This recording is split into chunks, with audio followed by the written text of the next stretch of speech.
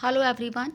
Today we will continue with chapter number 8, Indian Politics, Trends and Development.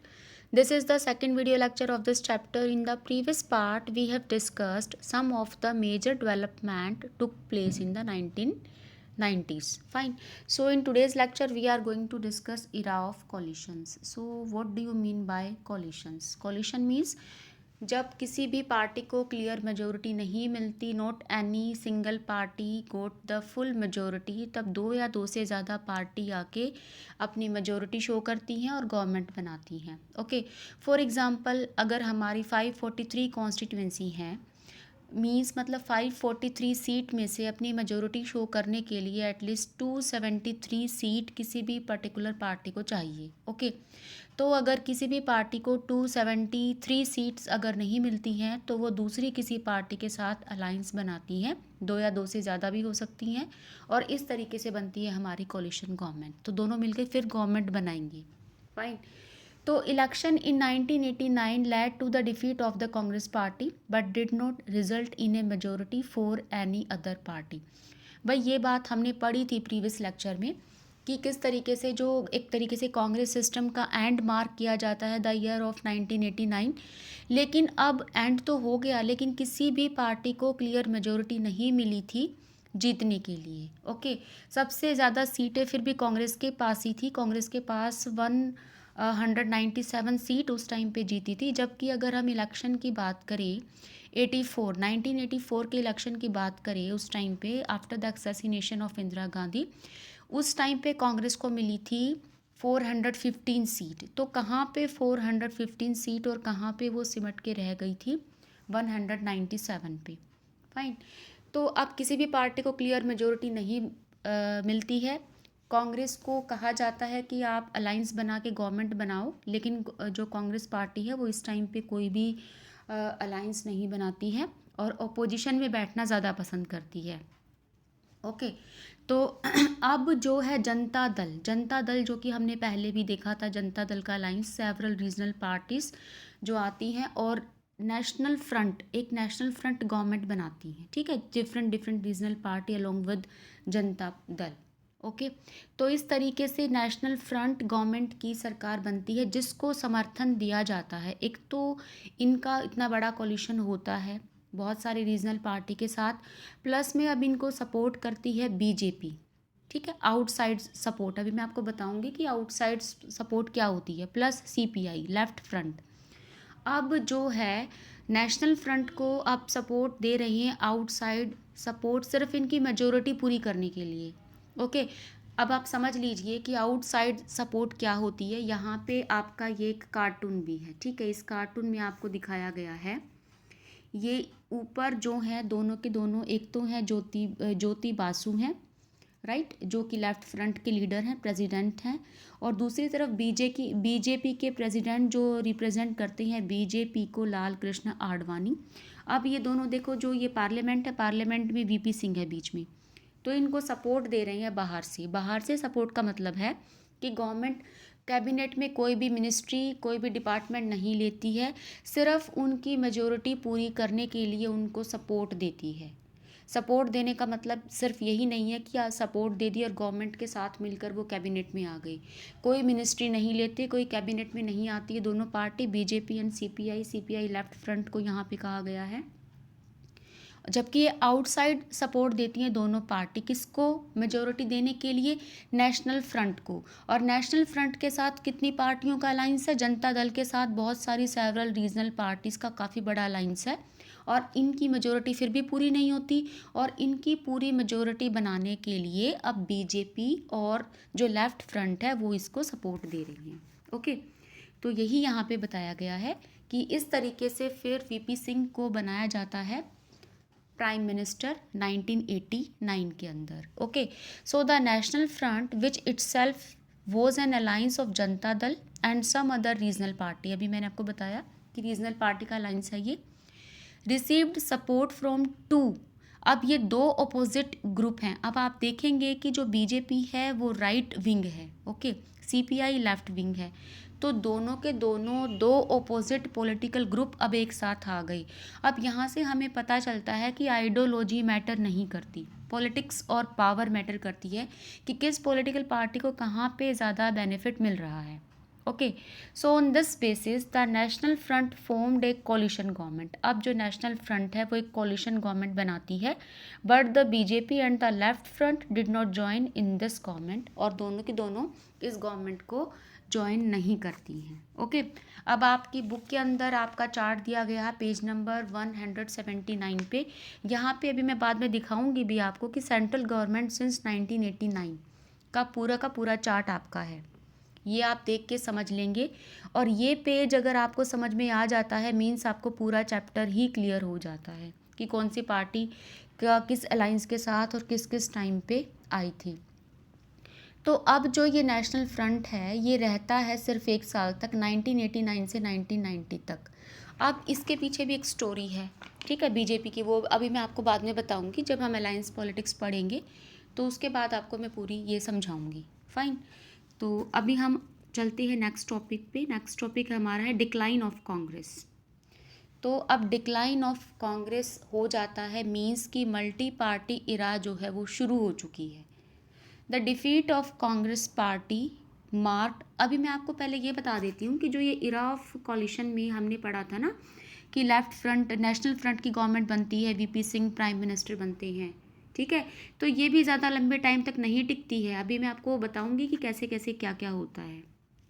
Okay, तो decline of Congress में क्या है कि defeat of the Congress party marked the end of Congress dominance over the Indian political system, ठीक है। तो एक तरीके से ये तो 1 मार्कर के लिए भी इम्पोर्टेंट, मैंने आपको बताया था कि कहाँ से जो कांग्रेस है उसका डिक्लाइन शुरू हो जाता है, यानी कि end of the Congress system किस ईयर से शुरू होता है। आपको याद होगा पिछले कुछ चैप्टर्स में हमने पढ़ा था कि बहुत सारे अलाइंसेस आ जाते हैं, ओके, और अलाइंस बनाते हैं, लेकिन वो क्या था कि रीजनल बेसिस पे थे वो अलाइंस। अभी हमारे लोकसभा के इलेक्शन में ऐसे अलाइंसेस बड़े बड़े नहीं बने थे कि जो टिक जाएं। अगर हम देखें तो 1989 के बाद और 2014 तक जितनी भी हमारी जो गवर्नमेंट बनी थी वो सारी की सारी अलाइंस के बेसिस पे बनी थी, कोलिशन गवर्नमेंट थी सारी की सारी, कोई भी सिंगल मेजोरिटी लेके नहीं आया था। कि कब से कब तक लेकर 1989 से लेकर 2014 तक सारे के सारे अलाइंसेस ही आए थे, हमारे कोलिशन गवर्नमेंट ही आई थी। फाइन, तो वहाँ पे हमने देखा था कि जो रिस्टोरेशन होता है कांग्रेस सिस्टम का, ठीक है। अब पहले भी हमने देखा था कि 1967 के इलेक्शन के अंदर कांग्रेस बुरी तरह से हार जाती है, लेकिन जैसे तैसे करके लोकसभा की इलेक्शन जीत जाती है, बट रीजनल बेसिस पे हार जाती है। तो अब यहाँ पे रिस्टोरेशन करती है, और ये रिस्टोर कौन करती है? It is only due to Indira Gandhi. It means that the dominance of the Congress party was challenge earlier also, but the Congress leader under the Congress party under the leadership of Indira Gandhi managed to re-establish, ठीक है, to re-establish its predominant position in the politics। जैसे तैसे करके अब जो इंदिरा गांधी है इसको restore कर लेती हैं और बहुत ही इसकी अच्छी पोजीशन सेट कर देती हैं इंडियन पॉलिटिक्स में देखें तो। अगर The 90s saw yet another challenge to the predominant position of the Congress, और अब हम दोबारा चैलेंज देख रहे हैं कांग्रेस के साथ, and it did not however mean the emergence of any other single party to fill its place। इसका मतलब ये नहीं है कि अगर कांग्रेस का जो डोमिनेंस है वो कम हो रहा है तो कोई दूसरी अलग से सिंगल मेजोरिटी के साथ कोई पार्टी आ रही है, जी नहीं, कोई पार्टी नहीं थी अभी भी कांग्रेस को टक्कर देने के लिए, यानी कि पूरे तरीके से मेजोरिटी में कोई भी पार्टी नहीं आ रही थी। जितनी पार्टी आ रही थी वो एक अलायंस बना के आ रही थी और एक कोलिशन गवर्नमेंट की फॉर्मेशन हो रही थी आफ्टर 1989। तो अब हम क्या देखते हैं कि begin N era of multi party system. Okay, तो इस तरीके से मल्टी पार्टी सिस्टम इरा का जो है वो ओरिजिन होता है, मल्टी पार्टी सिस्टम जो है वो डेवलप हो जाता है। Are parliament always had representative from several political parties, and what happened after 1989, ठीक है, that emergence of the several politics in such a way that one or two parties did not get most of the votes or the seat। अब बहुत सारी multiple parties हो गई थी after 1989, तो अब जो थी वोट काफ़ी डिवाइड होने लग गई थी, किसी भी सिंगल पार्टी को मेजोरिटी मिलती ही नहीं थी। Fine. So this also meant that no single party secured a clear majority of seat in Lok Sabha election held since 1989 till 2014.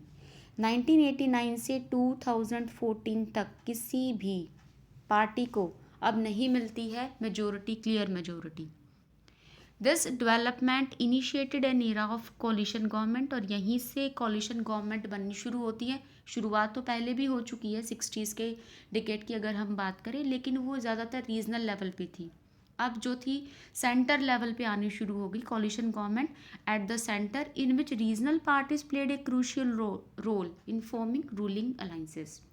जहाँ पे ज़्यादातर रोल जो छोटी छोटी रीजनल पार्टी है ना, अब वो उभरने लग गई और वो सपोर्ट देने लग गई किसी भी पार्टी को गवर्नमेंट बनाने के लिए सेंटर लेवल के ऊपर।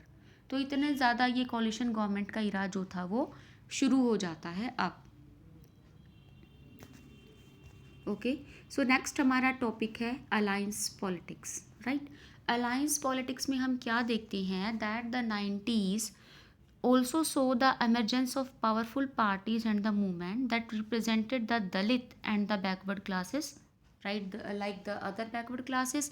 हमने देखा था जब हमने अपसर्जेंसेस पढ़ा था, ठीक है, डेमोक्रेटिक अपसर्जेंस पढ़ा था, तो उसमें देखा था प्रीवियस लेक्चर के अंदर कि जो सेकंड अपसर्ज हुआ था ना, that was totally completely based on the caste politics, जिसके अंदर participation of the backward classes का बहुत ज़्यादा बढ़ गया था और देने की रिजर्वेशन देने की बात कही गई थी, क्योंकि जो जनता दल आया था, जनता पार्टी आई थी, जो कि मिली जुली पार्टी का गठबंधन था, अलायंस था, तो वहाँ पे डिमांड उठी थी रिजर्वेशन के लिए।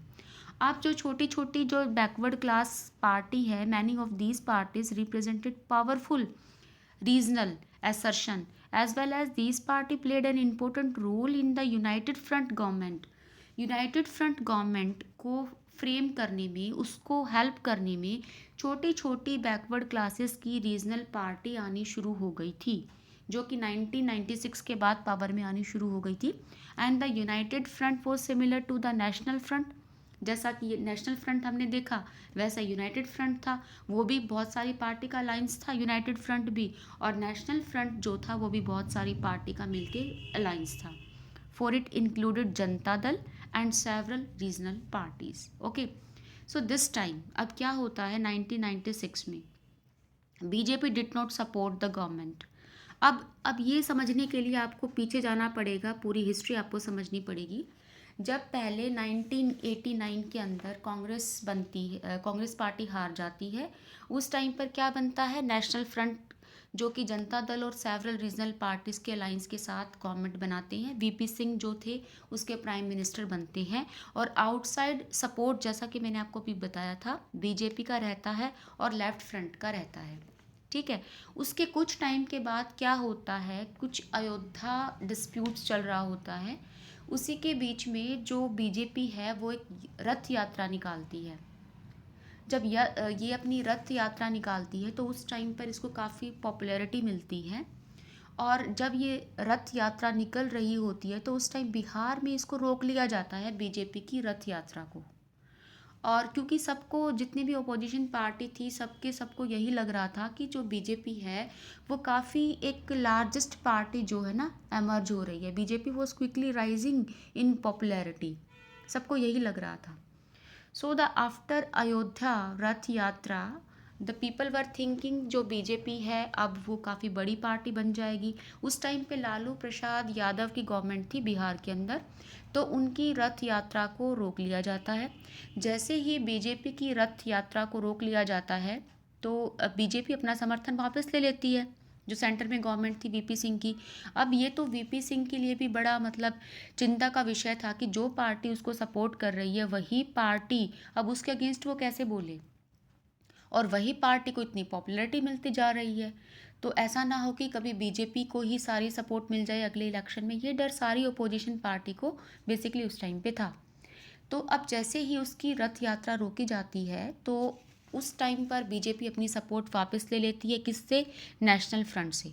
उसकी सपोर्ट वापस लेते ही क्या हो जाती है, वीपी सिंह की गवर्नमेंट गिर जाती है, माइनॉरिटी में आ जाती है। तो अब इस नेशनल फ्रंट को बचाने के लिए कुछ दूसरी पार्टी के leaders like the Samajwadi Janata party के लीडर आते हैं। चंद्रशेखर नायडू को लाया जाता है पीएम बनाने के लिए, कांग्रेस लेके आती है और अब कांग्रेस इसको सपोर्ट करती है। अब देखिए वीपी सिंह की गवर्नमेंट गिर चुकी है। अब यहीं पे इसी पार्टी के नेशनल फ्रंट पार्टी के ही दूसरे लीडर, जो कि दूसरी पार्टी से, क्योंकि बहुत सारी पार्टी का अलायंस था, ये दूसरी पार्टी से बिलोंग करते थे, ये बिलोंग करते थे समाजवादी जनता पार्टी से। तो चंद्रशेखर नायडू को लाया जाता है पीएम बनाने के लिए और इस टाइम पे जो कांग्रेस है ना वो अपनी सपोर्ट देती है। बीजेपी ने अपनी सपोर्ट वापस ले ली थी। तो अब सीपीआई के साथ कांग्रेस की सपोर्ट से बनती है दूसरी सरकार, दूसरी गवर्नमेंट, जो कि नवंबर 1990 में बनती है और जून 1991 तक चलती है। फाइन। 1991 में अब लोकसभा के इलेक्शन हो जाते हैं दोबारा से। ओके। तो अब जब हम देखते हैं कि क्योंकि बीजेपी की पॉपुलैरिटी काफ़ी बढ़ गई थी, उसके बाद जो गवर्नमेंट आती है वो आती है हमारी 1991 से 1996 तक कांग्रेस आती है पूरे तरीके से। और कांग्रेस वो सपोर्टेड बाय डीएमके की सपोर्ट के साथ जो है कांग्रेस पार्टी अब सरकार बनाती है। अब देखो है तो ये भी कॉलिशन गवर्नमेंट ना। 1991 से 1996 तक पूरे 5 साल का टर्म अपना कंप्लीट करती है और इसके जो प्राइम मिनिस्टर बनते हैं वो पीवी नरसिम्हा राव बनती हैं 5 साल के लिए। जब काफ़ी इकोनॉमिक पॉलिसीज़ लाई जाती है, एलपीजी पॉलिसी लाई जाती है, तो उस टाइम पे जो होते हैं नरसिम्हा राव प्राइम मिनिस्टर होते हैं। कांग्रेस पार्टी का डोमिनेंस होता है 5 साल के लिए। फाइन। तो अब जब इसका टर्म पूरा हो चुका था 1996 के बाद, अब बीजेपी का कांग्रेस का टर्म पूरा हो चुका था, अब इलेक्शन होते हैं दोबारा से, जनरल इलेक्शन ऑफ लोकसभा। तो अब in general election of Lok Sabha में अगेन किसी भी पार्टी को क्लियर मेजोरिटी नहीं मिलती। वही दोबारा से सिचुएशन आन खड़ी होती है जो कि 1989 में आई थी। अब कोई भी पार्टी जो है वो क्लियर मेजोरिटी नहीं ले पाती। जो लार्जेस्ट पार्टी जिसके पास सबसे ज़्यादा सीटें होती हैं वो होती है बीजेपी। और बीजेपी के पास भी 161 सीट थी उस टाइम पे।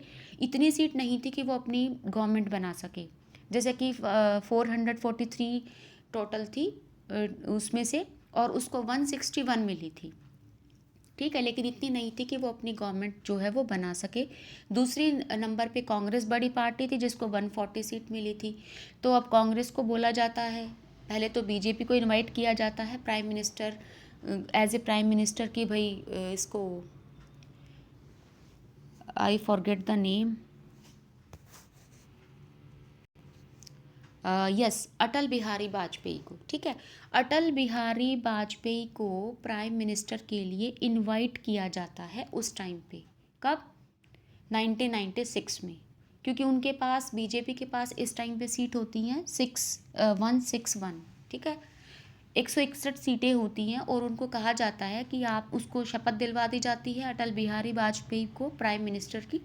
अब शपथ दिलवाने का मतलब ये था कि अब क्या होगा कि उसको किसी ना किसी पार्टी के साथ अलायंस बनाना पड़ेगा बीजेपी को।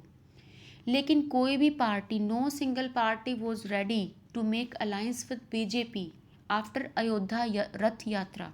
BJP was quickly rising in popularity. And second one, it was also said that BJP was not the secular, okay, secular नहीं है, ये काफ़ी कास्ट पॉलिटिक्स करती है, कम्युनल राइट्स क्रिएट करती है, ऐसा एलिगेशन थे बीजेपी पे। क्योंकि अयोध्या के टाइम पर उसको यही कहा गया था कि जो हिंदू मुस्लिम के राइट्स है उसमें बीजेपी का काफ़ी बड़ा हाथ है। तो इस तरीके से कोई भी पार्टी उसको सपोर्ट देने के लिए तैयार नहीं थी। दूसरा, उनको लग रहा था कि बीजेपी ने सबसे ज़्यादा सीटें जीत ली और बीजेपी उभर के कहीं बड़ी पार्टी ना बन जाए, तो किसी ने भी सपोर्ट नहीं दी बीजेपी को। जिससे क्या हुआ, 13 दिन तक यही चलता रहा कि कोई पार्टी सपोर्ट दे दे, अलाइंस बना ले, कोशिशें चलती रही। और 13 दिन के बाद बीजेपी की गवर्नमेंट जो है वो गिर जाती है, माइनॉरिटी में आ जाती है, गिर जाती है। अब उसके बाद क्या होता है, अब कांग्रेस सपोर्ट करती है, क्योंकि सेकंड नंबर पे कांग्रेस थी। कांग्रेस को बोला जाता है कि चलो भाई आप गवर्नमेंट बना लो, अगर बीजेपी की कोई पार्टी अगर सपोर्ट नहीं कर रही। तो कांग्रेस उस टाइम पर कहती है कि नहीं, मुझे तो अपोजिशन में रहना है। ठीक है, मैं अपोजिशन में बैठना ज़्यादा प्रेफर करूँगी क्योंकि मेरे पास सीटें इतनी कम हैं। अगर मैं अलायंस बना भी लूँगी, अगर कांग्रेस अलायंस बना भी लेगी तो कब तक टिकेगी, क्योंकि सीटें बहुत कम थी उसके पास। तो अब कांग्रेस प्रेफर करती है अपोजिशन में बैठना। साथ के साथ अब वही अलायंस यूनाइटेड फ्रंट का जो है अलायंस बनता है। यूनाइटेड फ्रंट जिसके पास जनता दल होती है plus CPI, Telugu Desam party, DMK plus 13 जो होती है सेवरल पार्टीज होती है, उनकी गवर्नमेंट अब बनती है। ठीक है। और आउटसाइड सपोर्ट अब कांग्रेस क्या करती है, इसको आउटसाइड सपोर्ट करती है। किसको? यूनाइटेड फ्रंट को। जैसे उस टाइम पर 1989 के टाइम पर बीजेपी ने किसको? National front. अब देखिए ये नेशनल फ्रंट को सपोर्ट किया था, इसने यूनाइटेड फ्रंट को सपोर्ट किया है। जब बीजेपी ने नेशनल फ्रंट को सपोर्ट किया था, आउटसाइड सपोर्ट दिया था 1989 में, उस टाइम पे कांग्रेस ने इसको काफ़ी ओपोज किया था, इसका विरोध किया था, और अब कांग्रेस वही करने जा रही थी। अब कांग्रेस को बुरा ही नहीं लग रहा था। तो अब कांग्रेस पार्टी प्लस सीपीआईएम, ये दोनों पार्टी मिलकर, देखिए सीपीआईएम वहाँ पे भी थी और यहाँ पे भी है, राइट। जब भी सपोर्ट दी थी बीजेपी के साथ मिलकर, यहाँ भी दे रही है। मीन्स मतलब आइडियोलॉजी का तो कोई मतलब ही नहीं रहा कि आइडियोलॉजी को प्रेफर किया जाए, नो आइडियोलॉजी। सिर्फ एक ही चीज़ रह गई है कि भाई किसको कहाँ पे क्या बेनिफिट मिल रहा है। तो अब यहाँ पे आउटसाइड सपोर्ट होती है कांग्रेस की और सीपीआईएम की। और अब ये देखा जाता है कि प्राइम मिनिस्टर के लिए किसको इनवाइट किया जाए। पहले वीपी सिंह को ही बोला जाता है कि आप आ जाइए, but he refused. Then Jyotiba Basu, जो कि उस टाइम पर वेस्ट बंगाल के सीएम थे, उनको गवर्नमेंट बनाने के लिए कहा जाता है, जिन्होंने आउटसाइड सपोर्ट दी थी उस टाइम पे 1989 के अंदर। He also refused. Then a man from Karnataka, H D. Devegowda, was invited to form the government. अब एच.डी. देवगौड़ा को, जो कर्नाटक से बिलोंग करते हैं और बिल्कुल नॉन हिंदी जो स्टेट है कर्नाटका, जहाँ पे हिंदी बोली नहीं जाती है, वहाँ से एच.डी. देवगौड़ा को प्रधानमंत्री जो है बना दिया जाता है। कहाँ पे? कब? 1996 के अंदर, राइट। तो ये भी आपको मेंशन करना है। और इस तरीके से जो कांग्रेस है वो सपोर्ट देती है। अब बेसिकली यहाँ पे क्या था? अब यहाँ पे ये था, in 1996 the left continued to support the non Congress government. अब इसको जो नॉन कांग्रेस गवर्नमेंट को सपोर्ट करना था, but this time the Congress supported it, as both the Congress and the left wanted keep the BJP out of the power. इस time पर कांग्रेस क्यों support करती है 1996 में? क्योंकि वो बीजेपी को पावर से बाहर रखना चाहती है। एक दूसरे की लैग पुलिंग हो रही है। और 1989 में बीजेपी सपोर्ट करती क्योंकि वो कांग्रेस को बाहर रखना चाहती थी। सिर्फ कांग्रेस पावर में ना आ जाए इसलिए बीजेपी ने सपोर्ट किया था नेशनल फ्रंट को, राइट। और इस टाइम पर कांग्रेस और सीपीआईएम सपोर्ट करती है किसको? यूनाइटेड फ्रंट को, ताकि जो बीजेपी है वो पावर में ना आ जाए, उसको आउट ऑफ पावर करने के लिए। They did not succeeded for long. अब काफ़ी लंबे टाइम तक ये सफल नहीं रहते, as the BJP continue to consolidate its position in the election of 1991 and the 1996, and it was emerged as the largest party in the 1996 election, as I told you कि 1996 के इलेक्शन में काफ़ी बड़ी पार्टी जो थी वो उभर के सामने आई थी। ओके, अब व्हाट हैपेंड नाउ? अब इसको सपोर्ट तो दे देती है कांग्रेस, लेकिन कुछ टाइम के बाद अपनी सपोर्ट वापस ले लेती है, राइट। इस पार्टी से अपनी सपोर्ट वापस ले लेती है। कौन सी पार्टी से अपनी सपोर्ट वापस ले लेती है? जो हमारी अभी बनी थी यूनाइटेड फ्रंट की। ठीक है, कुछ डिस्प्यूट्स हो जाते हैं एच.डी. देवगौड़ा के साथ, तो कांग्रेस अपनी सपोर्ट वापस ले लेती है। उसके बाद सेम पार्टी के लीडर, यूनाइटेड फ्रंट के ही लीडर होते हैं दूसरे, आई के गुजराल, राइट। आई के गुजराल इन्हीं पार्टी के, इसी पार्टी के दूसरे मेंबर होते हैं। मतलब देखो, united front as I told you कि बहुत सारी पार्टी का अलायंस था। एक पार्टी के जो एच.डी. देवगौड़ा थे और दूसरी पार्टी के लीडर होते हैं आई के गुजराल। अब उनको प्राइम मिनिस्टर बना दिया जाता है और उसको कांग्रेस सपोर्ट कर देती है। वहाँ से एच.डी. देवगौड़ा की पार्टी से सपोर्ट वापस कर लेती है और आई के गुजराल को सपोर्ट अपनी दे देती है दिस टाइम, राइट। तो आई के गुजराल जो थे वो नेशनल फ्रंट गवर्नमेंट के अंदर फॉरेन मिनिस्टर रह चुके थे 1989 के अंदर पहले, and also performing portfolios, many of the portfolios, बहुत सारे पोर्टफोलियो उन्होंने परफॉर्म किए हैं। अब यहाँ पे कांग्रेस अब इनको सपोर्ट देती है और अब बन जाते हैं आई के गुजराल, क्या बन जाते हैं, प्राइम मिनिस्टर, राइट। 1997 से, अप्रैल 1997 से मार्च 1998 तक। अब आप देख रहे हो कि कोई स्टेबिलिटी नहीं है गवर्नमेंट की। जब अलायंस और कॉलिशन गवर्नमेंट बन रही है तो इतनी जल्दी जल्दी गवर्नमेंट जो है वो गिर रही है। अब दोबारा से 1998 में फिर से अपनी सपोर्ट वापस ले लेती है कांग्रेस। अब देखो, एक बार अपनी सपोर्ट दे रही है, एक बार अपनी सपोर्ट वापस ले रही है, मतलब अपना पर्सनल इंटरेस्ट देखा जा रहा है यहाँ पे। जैसे ही अपनी सपोर्ट वापस ली तो मेजोरिटी माइनॉरिटी में आ गई। अब मेजोरिटी माइनॉरिटी में आते ही गवर्नमेंट गिर जाती है।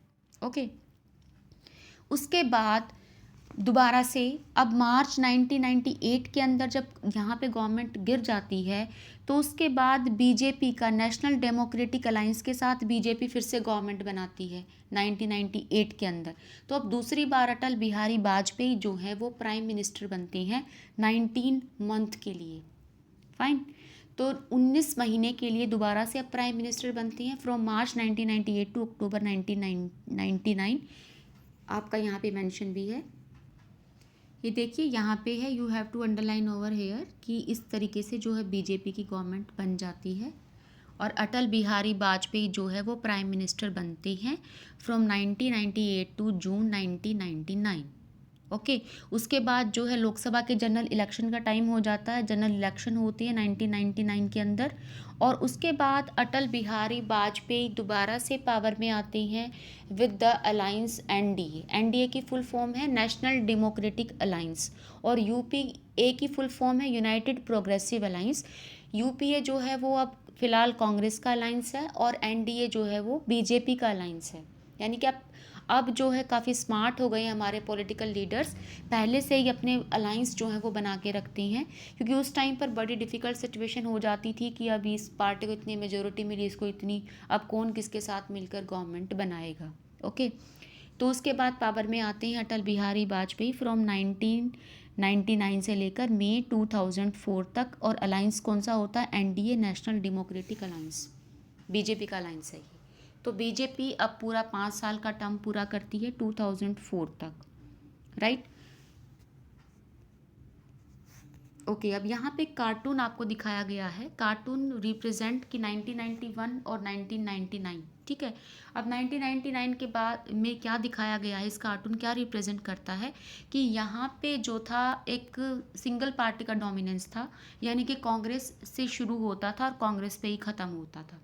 लेकिन 1999 के अंदर अब आप देख रहे हो कि कितनी ज़्यादा पार्टी का अलायंस बनकर ऊपर ये अटल बिहारी वाजपेयी हैं, और ये पता चल रहा है कि किस तरीके से वन पार्टी डोमिनेंस से मल्टी पार्टी अलायंस सिस्टम जो है वो आ चुका है।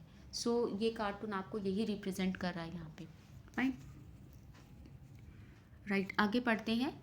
Thus, with the election of 1989, a long phase of coalition politics begin in India। अब हमने देखी है coalition। अब आपको थोड़ा कन्फ्यूज़न हो रहा होगा कि एक बार वो पार्टी आ रही है, एक बार वो पार्टी आ रही है, लेकिन अगर आप इसको 2-3 बार अच्छे से स्टडी करोगे, अभी मैं आपको चार्ट को भी दोबारा रिवाइज कराऊंगी जो आपकी बुक में 179 पेज पे दिया गया है, तो आपको कोई प्रॉब्लम नहीं होगी। थोड़ा सा आपको मल्टीपल रिविज़न की ज़रूरत है बस यहाँ पे, दैट्स ऑल, राइट। तो there have been 11 government at the center, all of which have either been coalition government or the minority government supported by other parties। हम देखते हैं कि क्या तो coalition government है या फिर minority government बन गई है जिसको दूसरी पार्टी ने outside support दे रखी है, which did not join the government। In this new phase, any government could be formed only with participation or support of many regional parties. बहुत सारी रीजनल पार्टी से मिलकर अब ये यहाँ पे आपको यही बताया गया है कि ये देखिए जो भी हमने अभी समझा है कि 1989 में यूनाइटेड फ्रंट होती है, 1996 में फिर नेशनल फ्रंट आ जाती है 1989 में, एंड द यूनाइटेड फ्रंट जो होती है 1997 के बाद एनडीए हो जाती है। ये सारा यही बता रखा, और फिर बीजेपी लेड कॉलिशन बनता है 1998 के अंदर, ठीक है। फिर यूपीए का कॉलिशन बनता है 2004 में। अब 2004 के अंदर कांग्रेस आती है, राइट, और वो किसके अलायंस के साथ आती है, यूपीए के अलायंस के साथ आती है, और मनमोहन सिंह जो है वो प्राइम मिनिस्टर बनते हैं और अपनी ये टर्म कंप्लीट करती है 2009 तक। 2004 to 2009 and then again from 2009 to 2014. तो 2014 तक अगर देखा जाए, so this trend change in 2014. 2014 के अंदर अटल बिहारी वाजपेयी आते हैं अपनी कंप्लीट मेजोरिटी के साथ. ठीक है, वो बात अलग है कि नेशनल डेमोक्रेटिक अलायंस होता है इसके साथ मेजोरिटी में, लेकिन इनकी अपनी ही इतनी मेजोरिटी होती है कि अपने दम पर ये 302 सीट जो है अपने दम पर ही जीतती है बीजेपी. और अगर अलायंस के साथ देखें तो मे आई थिंक 360 सीट थी इनकी. तो इस तरीके से हम देखते हैं कि किस तरीके से बीजेपी जो है 2014 में अपनी क्लियर मेजोरिटी के साथ आती है. फाइन. तो अभी हमने क्या समझा कि जो अलायंस जो पॉलिटिक्स थी, जो कॉलिशन पार्टी का जो कॉलिशन पॉलिटिक्स थी, उसके अंदर कोई एथिक्स ही नहीं थे. राइट. मतलब एक तरीके से जो वोटर्स है, वोटर्स के साथ बहुत बड़ा फ्रॉड हो रहा था. अब वोटर जब वोट करते हैं तो क्या सोच के वोट देते हैं अपनी, भाई हम तो इस पार्टी को वोट देंगे, और लास्ट में पिक्चर कुछ और ही निकल कर आती है कि कोई पार्टी किसी के साथ, जिसको उन्होंने वोट किया है वो पार्टी जो है मेजोरिटी में होते हुए भी वो गवर्नमेंट नहीं बना रही है. क्यों? क्योंकि उसको कोई सपोर्ट नहीं मिली, उसकी क्लियर मेजोरिटी नहीं हुई. तो इस तरीके से इसको कॉलिशन गवर्नमेंट के ऊपर काफ़ी क्वेश्चन उठे हैं प्रेजेंट एरा में, और इसको एक फ्रॉड बोला गया है कि फ्रॉड विद द वोटर्स, क्योंकि इनके नो एथिक्स, कोई एथिक्स नहीं होता. जो रीजनल पार्टी हैं वो बहुत ज़्यादा इम्पोर्टेंट रोल प्ले कर रही हैं, इनका कोई विज़न क्लियर नहीं होता. राइट. सो वो हमेशा बिजी रहती हैं. किस चीज़ में बिजी रहती हैं? How to maintain their position, how to maintain their government. और जो लेग पुलिंग बहुत ज़्यादा चलती रहती है. अपोजिशन वाले सोचते हैं इनकी सरकार को कैसे गिराएं, और वो पार्टी सोचती है कि हम कैसे सत्ता में बने रहें. तो ये सब चीज़ें निकल कर सामने आती है कॉलिशन गवर्नमेंट से, जब तक एक स्ट्रॉन्ग गवर्नमेंट नहीं रहेगी. अब हमने देखा था 1989 से, अभी चार्ट के थ्रू हम दोबारा से इसको डिस्कस कर रहे हैं. ओके, अब यहाँ से समझते हैं हम सेंट्रल गवर्नमेंट सिंस 1989. दोबारा से आपकी रिवीजन हो जाएगी. अब यहाँ पे सेंट्रल गवर्नमेंट सबसे पहले जो प्रॉब्लम शुरू हुई थी वो 1989 से ही शुरू हुई थी, क्योंकि उस टाइम पे जो कांग्रेस सिस्टम का एंड हुआ था 1989 में. तो 1989 के अंदर नेशनल फ्रंट की गवर्नमेंट आती है. राइट. वीपी सिंह इसके जो है प्राइम मिनिस्टर बनते हैं. ये यहाँ पे आप देखेंगे, ये देखिए, ये वीपी सिंह जो बनते हैं इसके प्राइम मिनिस्टर बनते हैं, और इसको आउटसाइड सपोर्ट जो रहता है वो बीजेपी का और सीपीआई का रहता है. और ये रहती है कब तक? 1989 से 1990 तक रहती है. उसके बाद बीजेपी अपना सपोर्ट वापस ले लेती है. एज आई टोल्ड यू कि जो रथ यात्रा रोकी गई थी बिहार में, उसकी वजह से जो है वीपी सिंह की गवर्नमेंट गिर जाती है. अब चंद्रशेखर नायडू को लाया जाता है इसी नेशनल फ्रंट के अंदर, और अब सपोर्ट देती है कांग्रेस. राइट. समाजवादी जनता पार्टी के ये होते हैं, और इनको सपोर्ट क्या कौन करती है? कांग्रेस इनको सपोर्ट करती है. अब उसके बाद अगले जनरल इलेक्शन होते हैं 1991 में. अब 1991 के जो जनरल लोकसभा इलेक्शन होते हैं उसमें कांग्रेस गवर्नमेंट बनाती है, क्योंकि कांग्रेस को काफ़ी ज़्यादा सीटें मिलती हैं, लेकिन इतनी सीटें नहीं मिलती कि वो अकेले अपने दम पे गवर्नमेंट बना सके. तो this time also Congress party made a coalition, और पीवी नरसिम्हा राव जो थे इसके प्राइम मिनिस्टर बनते, क्योंकि उसी टाइम पर जब इलेक्शन कैंपेन हो रहा था तो राजीव गांधी का असैसिनेशन हो जाता है. तो पीवी नरसिम्हा राव को प्राइम मिनिस्टर बनाया जाता है, जो कि अपनी फुल टर्म करते हैं 1991 से 1996 तक. अब 1996 के बाद अब ये भी अलायंस के साथ बनती है कांग्रेस, कॉलिशन गवर्नमेंट बनती है. मेंशन है कि कौन कौन सी पार्टी के साथ इनका कॉलिशन होता है. ओके.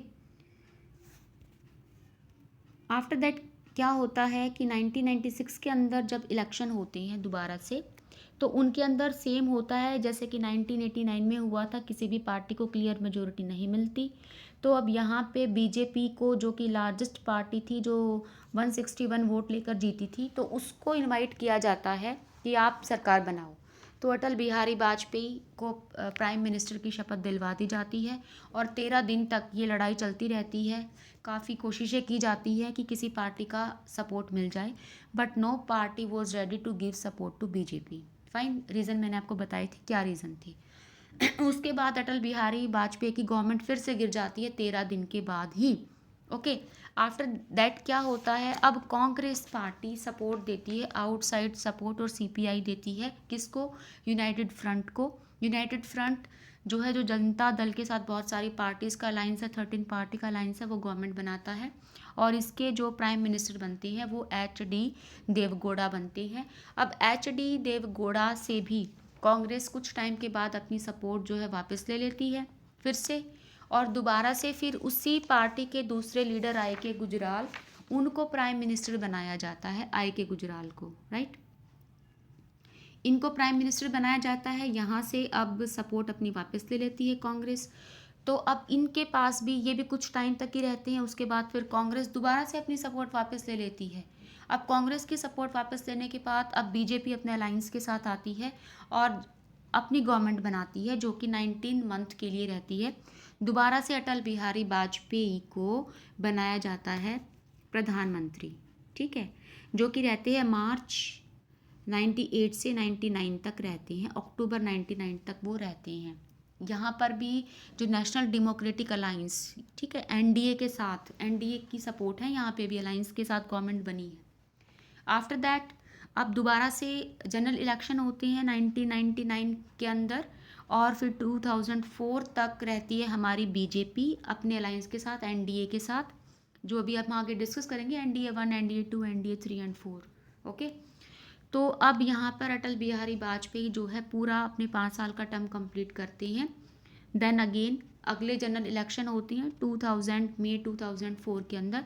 कांग्रेस आती है किसके साथ, UPA के साथ। UPA का अलायंस कांग्रेस के साथ होता है, led by the Congress, United progressive alliance, जो कि अपना 5 साल कंप्लीट करता है और दोबारा से फिर अपना अगले 5 साल भी कंप्लीट करता है, राइट। अब ये रहते हैं 2004 से 2014 तक, 10 साल तक यहाँ पे कांग्रेस का राज चलता है। Congress along with the alliance United Progressive Front, and then मई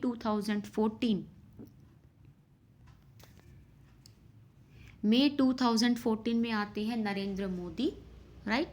और इस तरीके से वो उनका अलायंस होता है नेशनल डेमोक्रेटिक अलायंस के साथ, लेकिन उनको अपनी ही इतनी मेजोरिटी मिल जाती है कि उनको किसी भी अलायंस की ज़रूरत नहीं, क्योंकि ये अलायंस पहले से ही बना हुआ है, मतलब इलेक्शन से पहले ही ये अलायंस जो है वो बीजेपी के साथ है, फाइन। सो अब आपको समझ में आ गया होगा। इस चार्ट को आप 2-3 बार आप अच्छे से रिवाइज करेंगे अपनी बुक में से, तो आपको और अच्छे से समझ में आ जाएगा कि किस तरह से ये क्या सेंट्रल गवर्नमेंट का क्या सिस्टम था, जो कि 1989 से शुरू हुआ था, 2014 तक चला था, okay. So with this we have completed this part.